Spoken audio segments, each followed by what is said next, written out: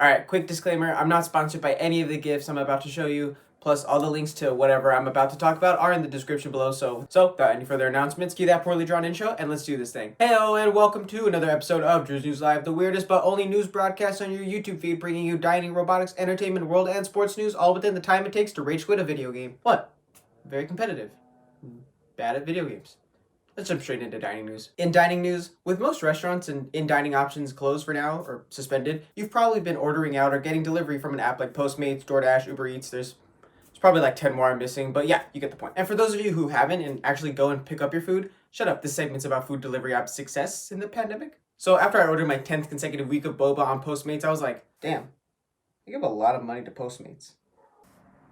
How are delivery apps doing in this pandemic? And sure enough, they're doing how you'd expect from a company that recently launched stonks. Well, they're on the downslide and they got moved from buy to neutral, but I digress. And if you think, I use this service, why isn't it any good? According to Bloomberg, before I go any further, we're talking about DoorDash, okay? Who cited Citron Research. Citron Research provides internet-based services. The company offers online investment newsletter that publishes reports, yada, yada, yada. You get the point, who they are. So yeah, according to these experts, pretty much when DoorDash's stock launched, it was overpriced, much like their delivery fees, saying it should be worth like $40 rather than like the $150 like it is now. Quote, citing immense competition in the market for food delivery, lack of brand loyalty from customers, and potential government regulation. Mind you, this was like the only piece I could find on the issue of delivery app success, so if I see this idea repurposed, I'll know you're watching Drew's News Live. In robotics and tech news, one quick tech lawsuit, and then we'll get into the video's title story. Well, it's against a tech company, and the issue is no laughing matter, so no jokes right now. According to the Los Angeles Times, support local journalism, California State Attorney General Javier Becerra is telling Amazon, we're going to court, baby. Well,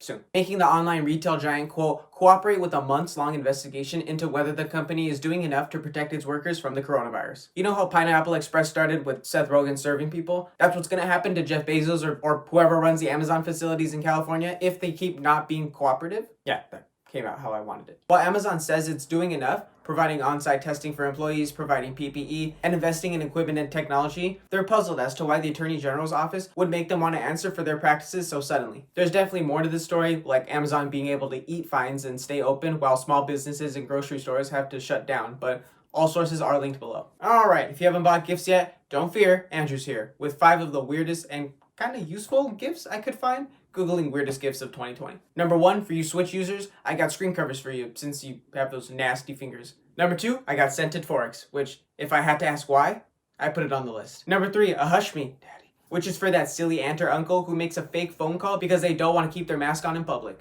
Well, now you can. Number 4, a selfie toaster. Don't ask me how it works, just buy it. And number 5, for that weird guy across the street, I'm sure he'll lose his mind over Carrie at the prom. In entertainment news, I figured, well, since you tested positive for COVID, are at home, and probably don't want to hear some celebrity or political BS, today I was like, hey, let's do some what can keep you entertained at home entertainment news. You can do what I do, and you can look up weirdest gifts of 2020 on Google, download and play some Among Us with your friends, which is now on the Switch. Invest your time in that Mulan movie you dropped $30 for like 3 months ago. I know you regret it.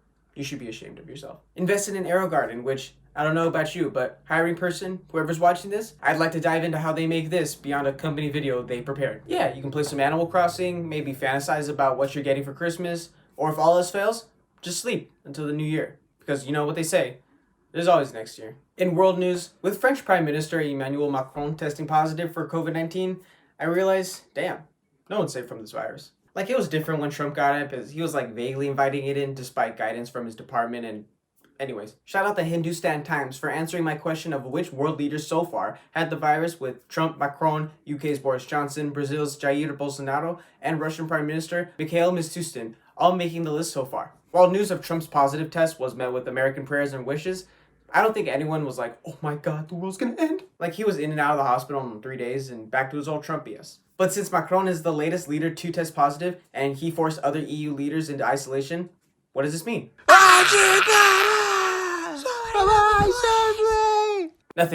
Nothing really. France is still going to have lockdowns similar to California because their COVID infection rates are some of the highest in the world, according to CNBC and Johns Hopkins.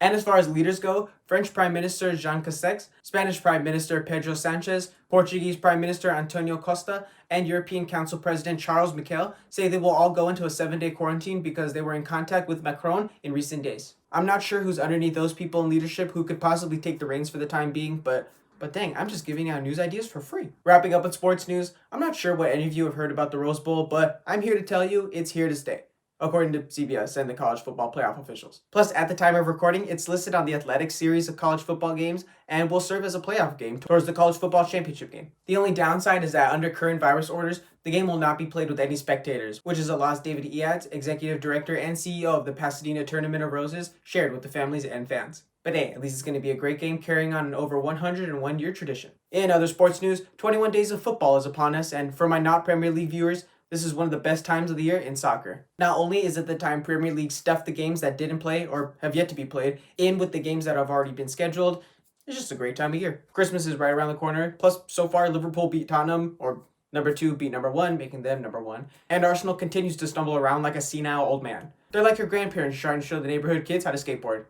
You just know it's not going to end well. But I'm hip and young still. Games are going to continue tomorrow, Saturday until Monday, with a break until Christmas. And then games resume Boxing Day, or December 26th for people that return gifts. As always, thank you so much for watching. I've been your host, Andrew Alonzo. If you like what you saw, be sure to subscribe and hit the bell icon for more, as well as to like the video, as it tells YouTube, hey, show me more stuff from this hippie.